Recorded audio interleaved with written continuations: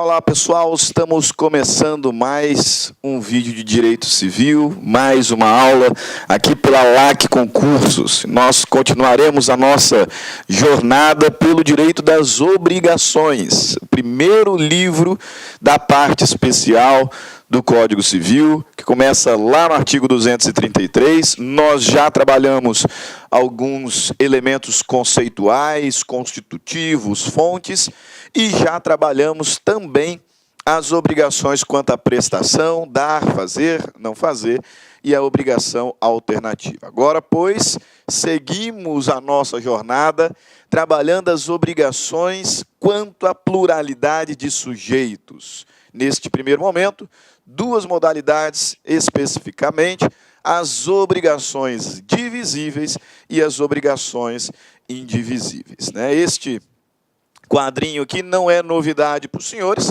porque já havia comentado sobre ele na aula passada, mas agora importa-nos novamente mencioná-lo, novamente observá-lo, para identificar quais obrigações trabalharemos nesta aula e na próxima aula. Veja, no último encontro mencionei que existe uma classificação de obrigações quanto ao número de sujeitos e número de objetos.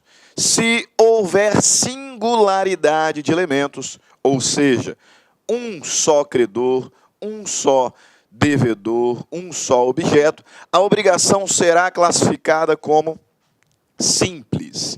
Obrigação simples, portanto, aquela que tem singularidade de elementos, um credor, um devedor e um objeto. Se houver multiplicidade de alguns ou todos os elementos constitutivos da obrigação, esta obrigação será então chamada de obrigação complexa ou composta, sendo que as obrigações complexas são divididas em dois grandes grupos.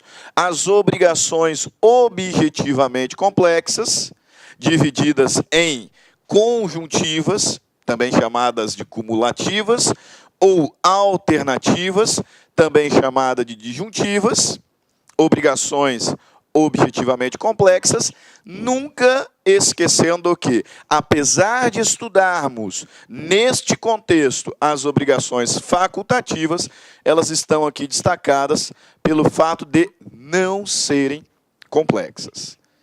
Okay? Então, objetivamente complexas são duas as obrigações conjuntivas e alternativas. Conjuntivas quando todas as prestações tiverem de ser cumpridas, e alternativas quando uma das prestações apenas for cumprida. Apesar de existirem vários objetos originalmente estabelecidos na relação obrigacional, teremos um momento de concentração em que far-se-á a escolha por uma das prestações a ser cumprida. Em regra, devedor escolhe. Excepcionalmente, esta atribuição pode ser deferida ao credor. E a facultativa, lembre-se, ela não é complexa.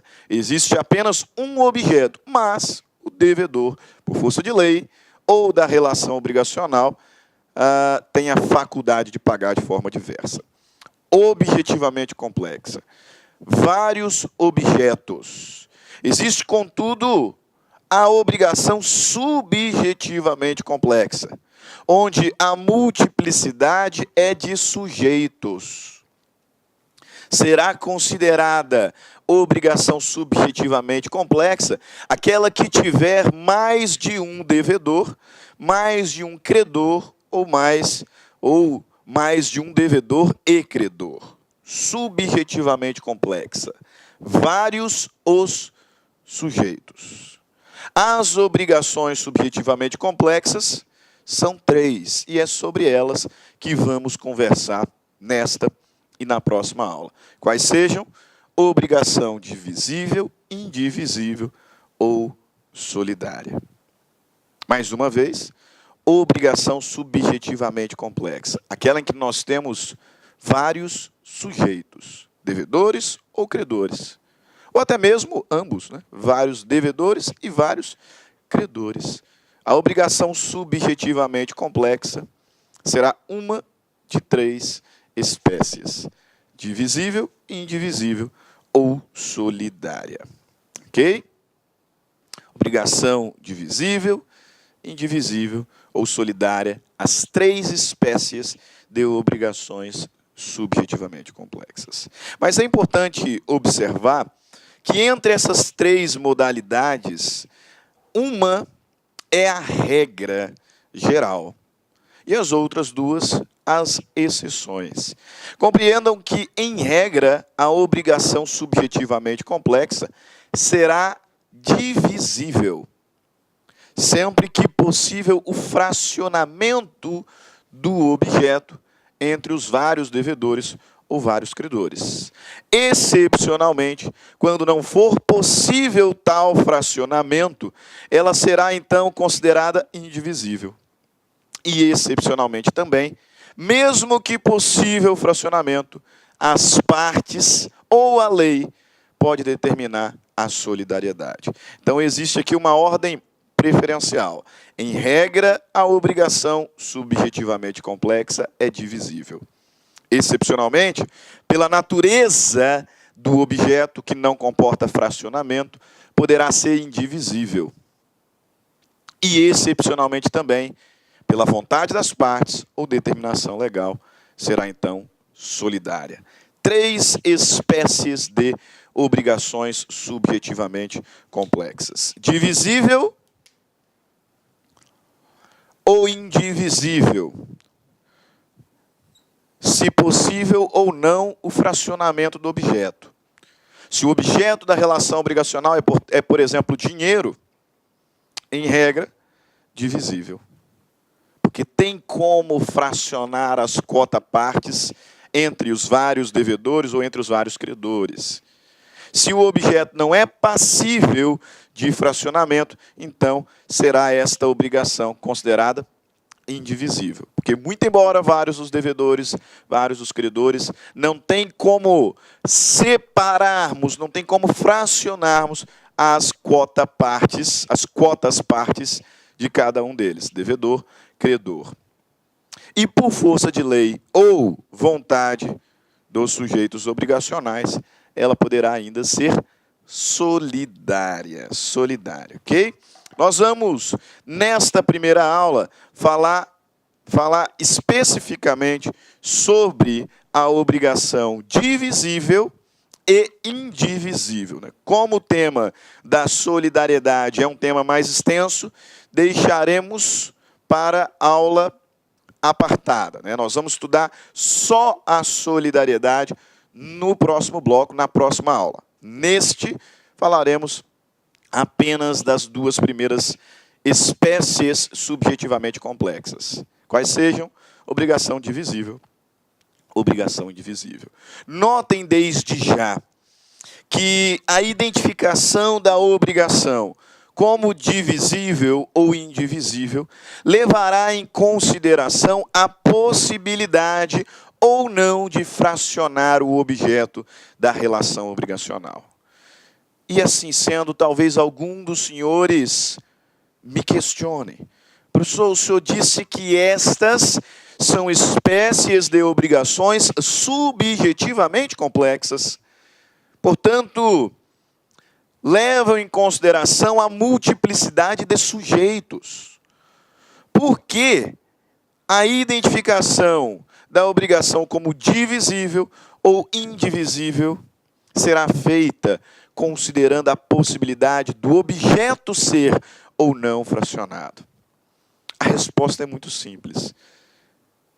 Meus caros, se o objeto pode ou não ser fracionado, e nós tivermos um só devedor, um só credor, em verdade, este fracionamento não traz maiores consequências para o vínculo obrigacional.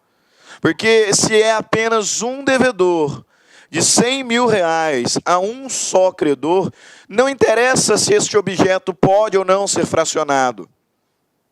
O devedor somente se desobrigará pagando a totalidade da obrigação. Ainda que possível pagamento parcelado, ele só se desobrigará pagando o todo obrigacional. Então, a possibilidade ou não de fracionamento não nos traz maiores consequências. Agora, se vários forem os devedores ou vários forem os credores, a possibilidade de fracionar o objeto traz, sim, consequências. Quais?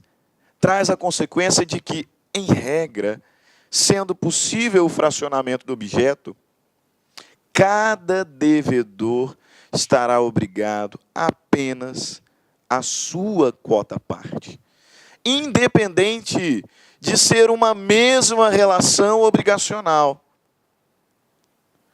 Olá, meus amigos, minhas amigas, e aí, gostou do professor Stanley? Digo para vocês, sem medo de ser feliz, que o professor Stanley é um dos melhores professores de Direito e Processo Civil do Brasil. Ele é uma estrela em ascensão, com certeza, professor Stanley, aqui da Lá Concursos. Eu quero dizer para vocês o seguinte, nós aqui da Lá Concursos, nós temos o Stanley como nosso parceiro, nosso professor, nosso amigo da nossa casa aqui da Lá Concursos. E ele preparou um super curso de Direito Civil, né? Então o professor Stanley é o nosso professor aqui de Direito Civil e nós estamos montando uma isolada com todas as aulas de Direito Civil constantes no site para a galera. Quanto custa, professor? Você não vai nem acreditar. Olha só, 10 parcelas, tá? 10 parcelas de R$ 9,00, ou seja, R$ 90,00 você vai ter direito à isolada do professor Stanley aqui da Lá Concurso. Professor, o que tem nesse módulo, né? Nós temos a parte geral e nós temos também a parte específica, né? A parte geral das pessoas, dos bens ali, dos fatos jurídicos, né? É a parte geral do Código Civil, gravado por Stanley, e a parte especial, claro, não são todos os módulos, mas lá nós temos lá o direito das obrigações, nós temos das obrigações, temos os contratos, parte geral, direito das coisas. E o professor Stanley tem uma agenda de gravação conosco aqui da Lá Concursos, semanalmente, durante 90 dias. Olha só, papo reto com vocês, durante 90 dias você vai ter direito a todas as atualizações no site. E além disso, você pode assistir às aulas quantas vezes quiser e na hora que desejar. Eu, professor Luiz, eu sou até suspeito de falar desse profissional maravilhoso que é o professor Stanley, mas eu digo para vocês que quem estuda com Stanley fica fã do direito civil e do processo civil. Essa isolada é de direito civil. Nós estamos preparando a isolada do professor Stanley também de processo civil. Tá certo, meus amigos? Então, um forte abraço, eu espero vocês aqui na Lá Concursos. Fui, tchau. Clique lá.